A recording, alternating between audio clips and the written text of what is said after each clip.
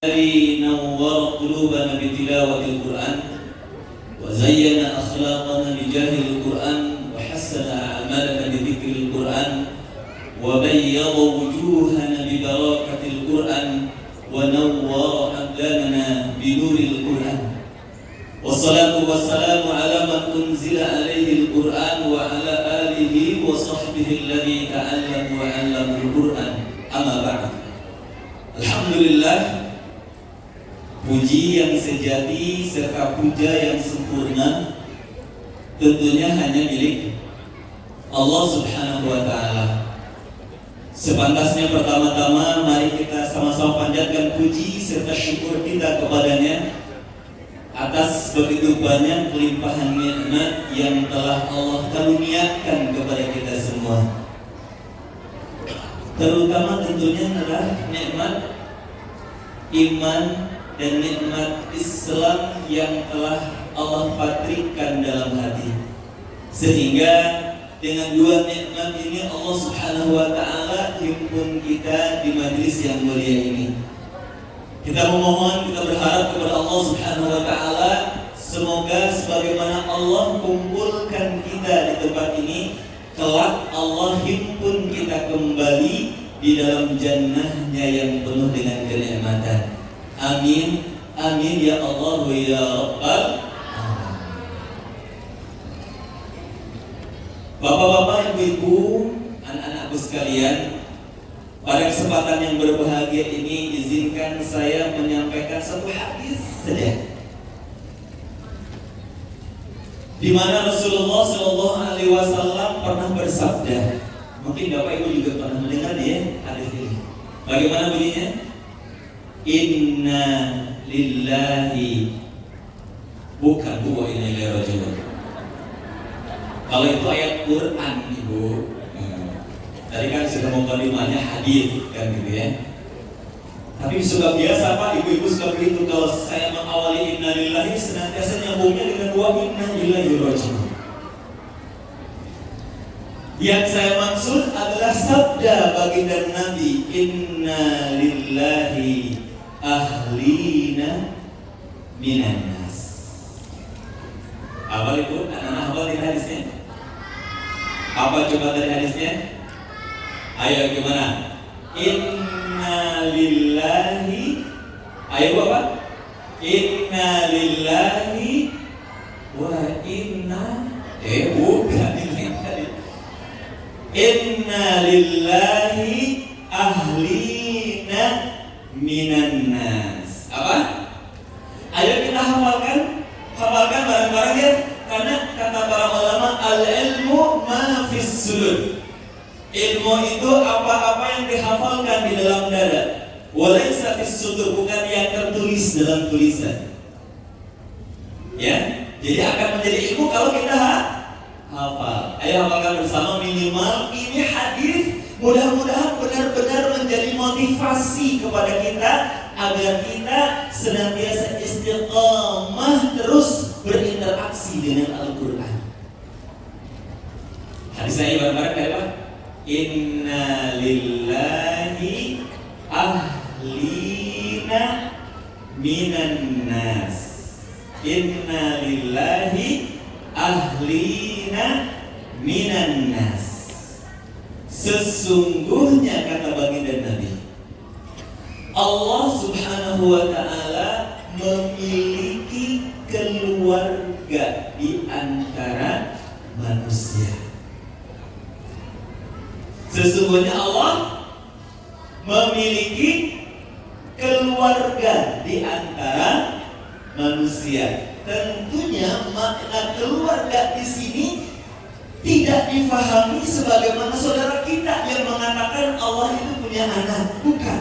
Tetapi makna keluarga di sini menunjukkan betapa istimewanya dia di sisi Allah Subhanahu wa Ta'ala. Betapa tingginya kedudukan dia di sisi Allah sampai Allah menyebutnya sebagai keluarga di antara manusia. Bukan, kan ada orang-orang yang saking istimewanya di keluarga kita, saking dekatnya dengan keluarga kita, sering kalau orang Sunda mah disebut apa? diangkat kulawargi, tidak lagi di siapa-siapa dia. Mereka itulah keluarga-keluarga Allah di muka bumi ini, dan manusia-manusia istimewa pilihannya. Sebagaimana telah Allah janjikan dalam Al-Quran, "Summa awrasnal kitab alladhina istafaina min ibadina." Kemudian kami akan wariskan Al-Quran ini kepada hamba-hamba kami yang kami pilih. Hadis ini menggambarkan betapa tingginya orang disebut dengan Ahlul Quran, betapa mulianya mereka yang senantiasa berupaya untuk mendekatkan diri dengan Al-Quran. Kenapa? Karena sekali lagi tidak ada sesuatu pun yang lekat dengan Al-Quran melainkan terbawa mulia, Pak. Dalam ayat yang lain Allah menyebutkan, "Laqad anzalna ilaikum kitaban fihi dzikrukum afala ta'qilun." Sungguh telah kami turunkan kepada kalian sebuah kitab fihi dzikrukum, yang di dalamnya terdapat sumber-sumber kemuliaan bagi kalian. Ditegaskan oleh baginda Nabi, "Innallaha yarfa'u bihadzal kitabi aqwaman wa yadh'u bihi akharin." Sesungguhnya Allah Subhanahu wa taala dengan menurunkan Al-Qur'an, Allah angkat derajat martabat satu kaum, dan dengan Al-Qur'an pula Allah rendahkan kaum yang lainnya. Kita perhatikan, tidak ada sesuatu pun yang dekat dengan Quran, melainkan Allah angkat derajatnya. Mushaf yang kita pegang itu sebetulnya kertas biasa, Bu. Alhamdulillah saya di penerbitan Quran juga. Sejak 2013 mendirikan sebuah penerbitan, ya, penerbitan Al-Quran Cordoba. Saya melihat proses penerbitan Al-Quran itu sebenarnya berawal dari kertas biasa, kertas HVS. Walaupun nanti ada kertas khusus namanya QPP, ya, ada kertas QPP yang kalau kita lihat Qurannya ada kekuning-kuningan. Nah, itu kertas QPP namanya. Kertas QPP atau HVS sama saja, Pak, tidak ada nilainya. Seringkali terabaikan. Bahkan kita pun biasa merobek-robeknya, kemudian bahkan menginjaknya biasa, kan ya? Betul tidak?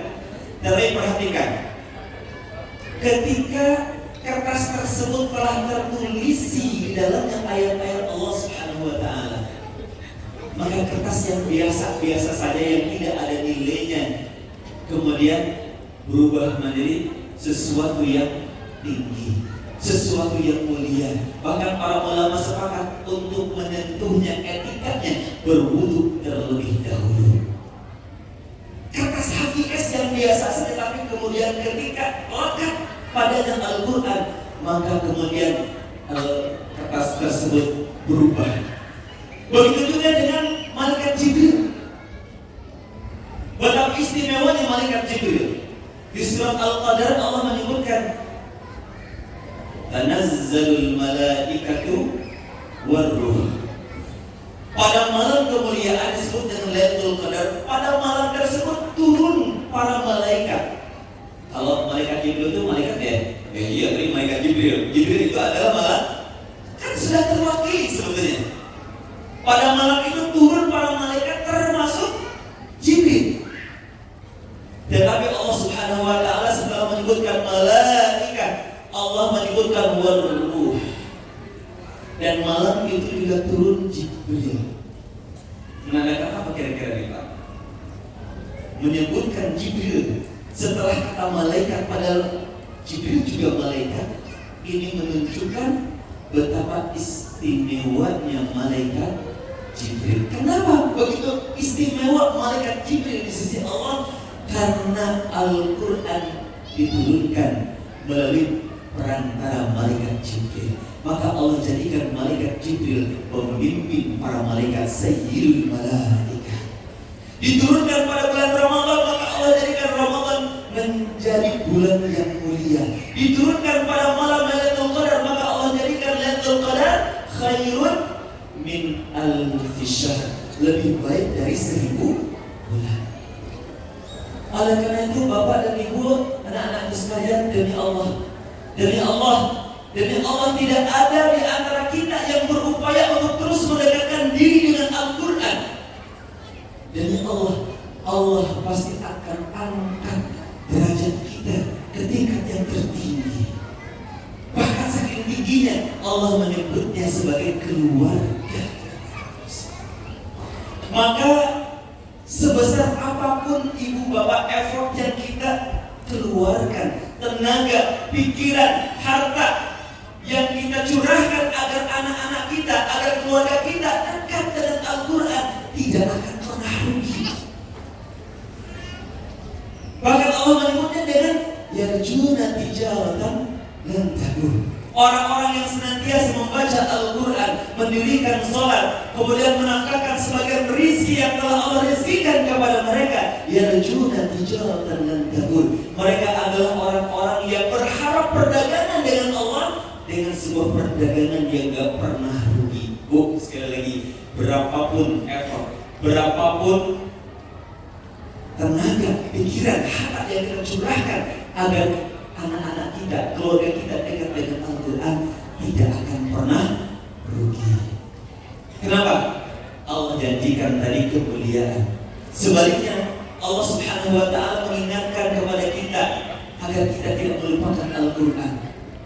Dalam ayat yang lain Allah Subhanahu wa ta'ala menyebutkan faman a'rada an dzikri fa inna lahu ma'isyatan dhanka wa nahsyuruhu yaumal qiyamati a'ma. Maka barang siapa yang melupakan Al-Quran, hati-hati. Kata Allah tadi faman a'rada an dzikri, maka barang siapa yang melupakan Al-Quran, dua janji Allah kepadanya. Apa? Fa inna lahu ma'isyatan dhanka, maka sungguh aku janjikan baginya penghidupan yang sempit di dunia ini. Wa nahsyuruhu yaumal qiyamati a'ma, dan kelak dibangkitkan dalam keadaan buta. Sampai Allah menggambarkan mereka protes di hadapan Allah. Qala rabbi lima hasyartani a'ma wa qad kuntu basira. Ya Allah, kenapa kau bangkitkan aku dalam keadaan buta, padahal dulu di dunia aku melihat. Kadzalika atainaka ayatuna fanasita. Demikianlah kata Allah, aku butakan hari ini. Kenapa? Dulu di dunia aku turunkan kepada kalian Al-Quran fanasita, kemudian kalian lupakan dia. Wa kadzalika al-yauma tunsa. Dan demikianlah kata Allah, hari ini pun kalian terlupakan. Bapak Ibu sekalian, sekali lagi, ini pentingnya kita senantiasa mengakrabkan diri kita, mengakrabkan keluarga kita, mengakrabkan anak-anak kita dengan Al-Quran. Kenapa? Janjinya kemuliaan hidup di dunia, dan tentunya kebahagiaan, kemuliaan kelak di akhirat dengan jannahnya yang penuh dengan kenikmatan. Semoga Allah Subhanahu wa ta'ala senantiasa menuntun kita semua, senantiasa menguatkan kita semua agar kita senantiasa mampu untuk berinteraksi dengan Al-Quran, baik itu membacanya, memahaminya, menghafalkannya, mentadabburkannya, ataupun mengamalkan dalam kehidupan kita sehari-hari. Demikian, semoga Allah Subhanahu wa ta'ala senantiasa menolong kita semua istiqamah bersama Al-Quran. Assalamualaikum warahmatullahi wabarakatuh.